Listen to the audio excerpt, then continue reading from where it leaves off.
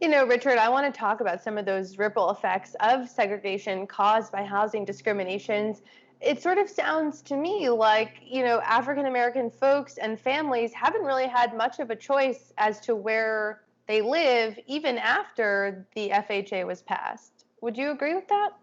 Yes, that's true for the reasons I said, that we once we create these systems, they're very, very hard to undo. They're not impossible, and we Yeah. know how to do them.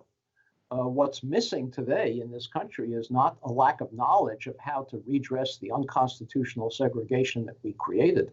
What's missing is a new civil rights movement that's going to Mhm. demand that we do so, just as the civil rights movement in the 1950s and 60s did not simply create policies that advanced the notion of desegregation of buses and lunch counters and water fountains. It required a movement, and the same thing is true today. So I gave an example a few minutes ago about the kind of policy that would be necessary to Mhm.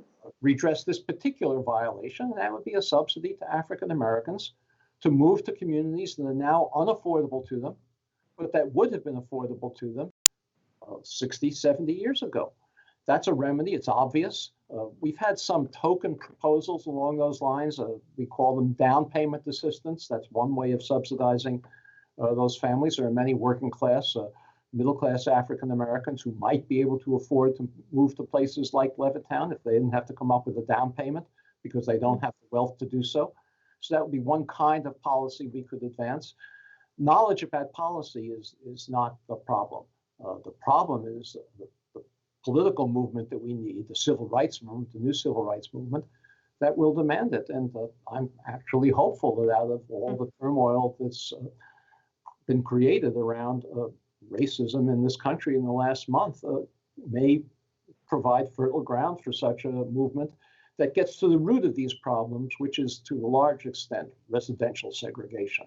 Yeah, I was going to ask Richard if you feel like this moment is different, if you feel like there is sort of a modern civil rights movement brewing in light of what we've seen in the last few weeks.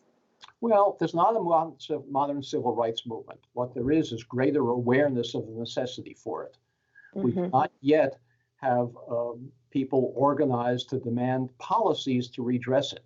We do have Hmm. awareness of the extent to which racial discrimination is embedded in this country, greater awareness of the extent to which we've never dealt with the legacies of slavery or the aspects of Jim Crow that I've been describing. So there's greater awareness of that. There are many, many books challenging whites in particular to challenge, to confront their own assumptions, their own stereotypes. Those are important.